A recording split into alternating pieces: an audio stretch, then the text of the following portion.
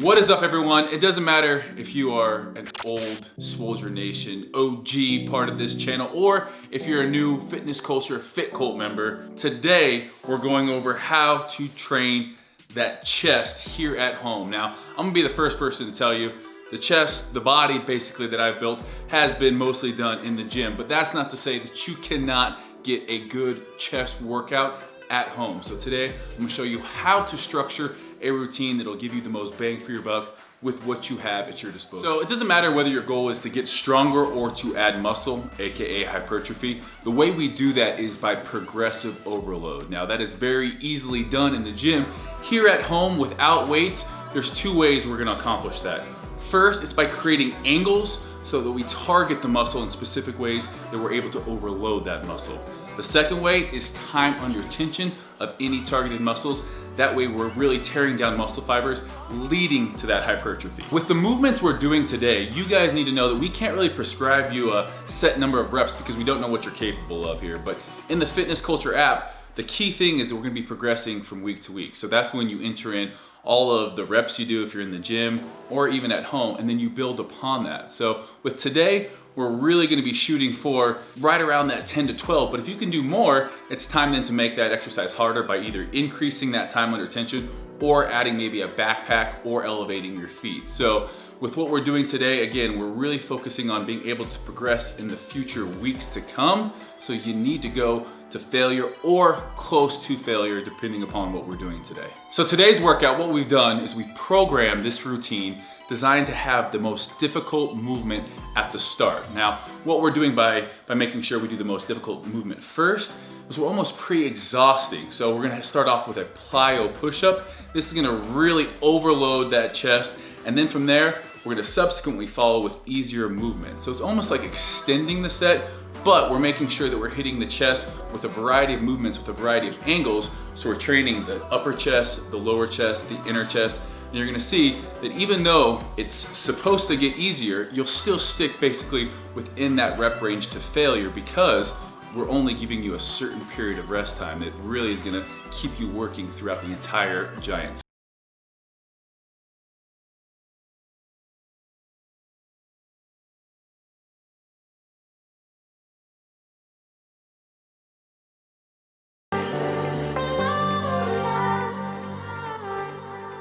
So first up, we have the plyometric push-up. Now this is gonna be super demanding on our central nervous system and is exactly why it's first in this routine. So we're gonna start out on top of the chairs or plyometric boxes if you're in the gym.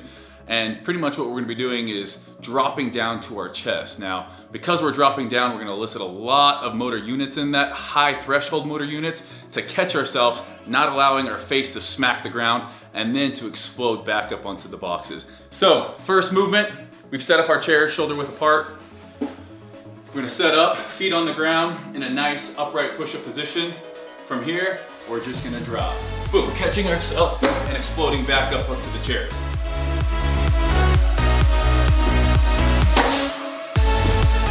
Resetting each time at the top.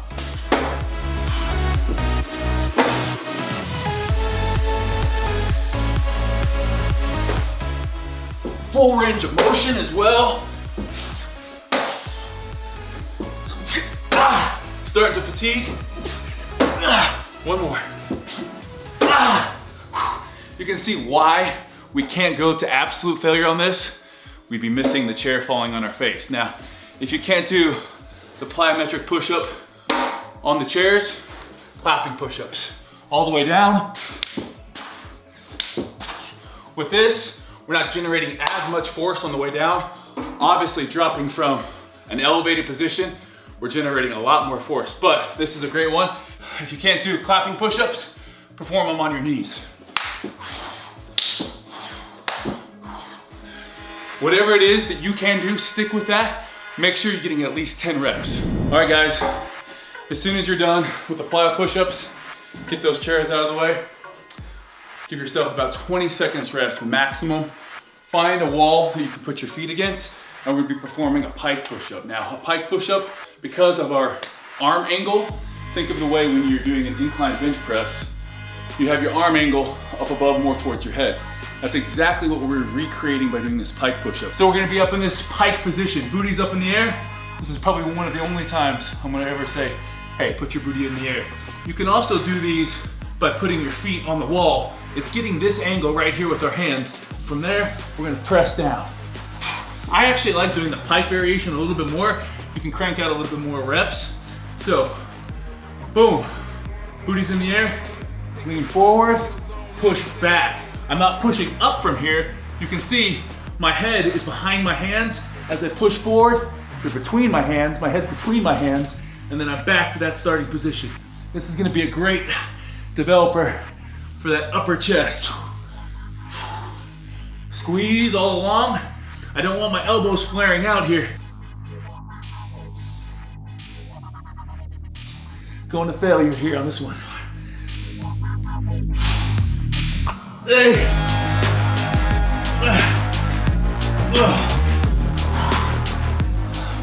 Leave that upper chest feeling like you just got done doing an incline dumbbell press.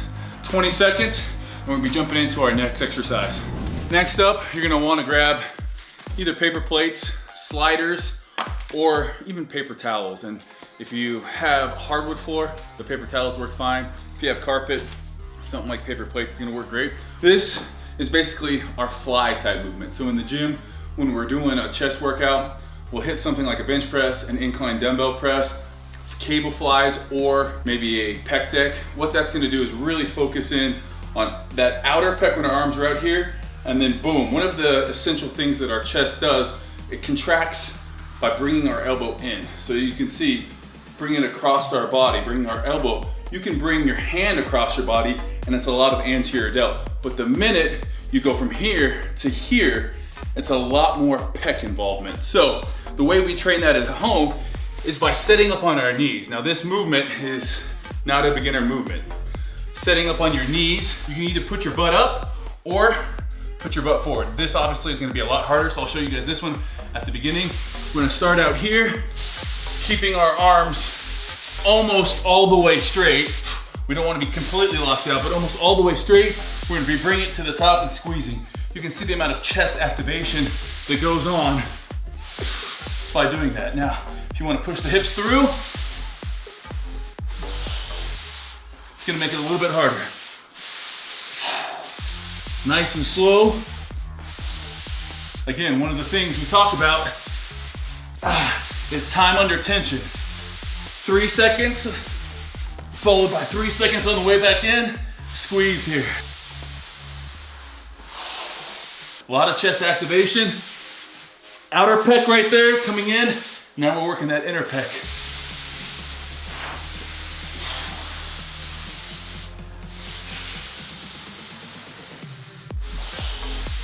Also, mind muscle connection.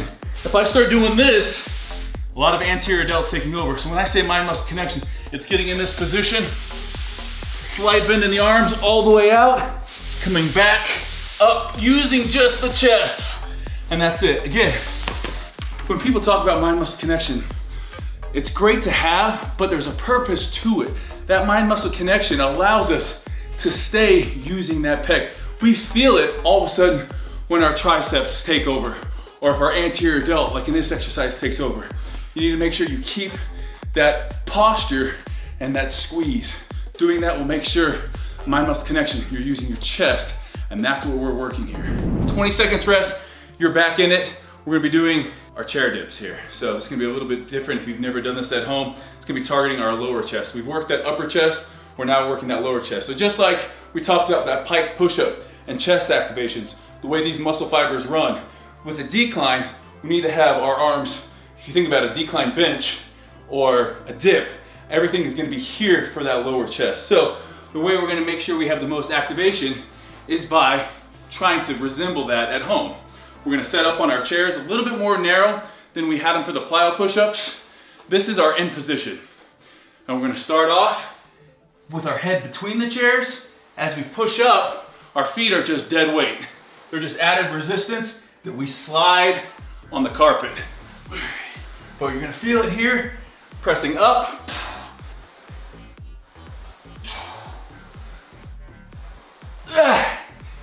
Again, keeping that mind-muscle connection. Working that lower pec, trying to take that anterior delt out of it by making sure we're in proper anatomical position. As we come up, I'm not here, keeping that chest nice and tight, scooping, squeezing, back down.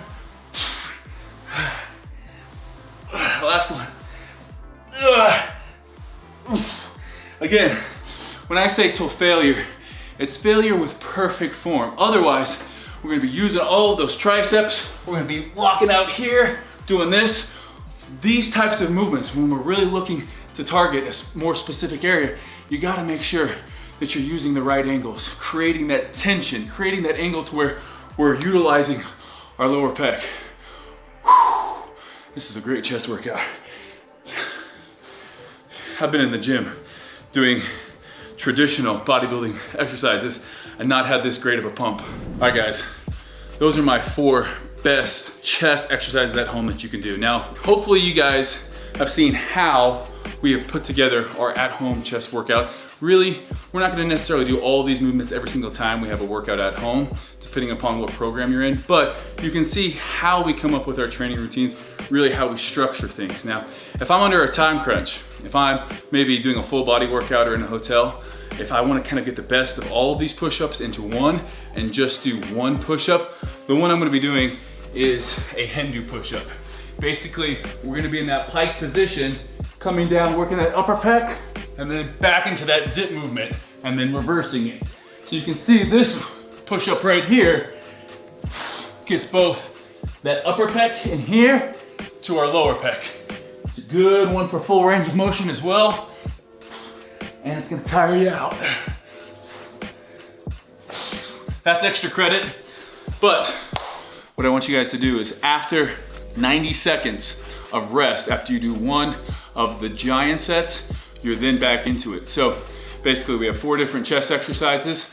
We have 3 rounds, 20 seconds in between each exercise, 90 seconds when you complete a full circuit. So this one, it's gonna get you pumped real quick, but also training to failure, we're gonna be getting more than just a nice pump out of it. We're gonna be breaking down those muscle fibers. So make sure, just like when you're training in the gym, your nutrition, even though you might be at home, training at home, your nutrition has to be on point, because if you're not getting adequate nutrition, you're not gonna be able to grow muscle. So anytime that I'm looking to add muscle, I'm gonna be at a slight caloric surplus. Now, it's not to say that you can't add muscle and get leaner at the same time. That's in a whole nother video entirely, but it usually takes a lot more time. It's a slower process, and it all depends on someone's age, their experience levels. So we'll come into that in another video entirely, but hopefully you guys enjoyed this chest workout. I gotta get back to my next 2 rounds. Hopefully you guys have enjoyed this. Smash that like button, make sure you subscribe, and let me know what you wanna see us training next time. Thanks guys.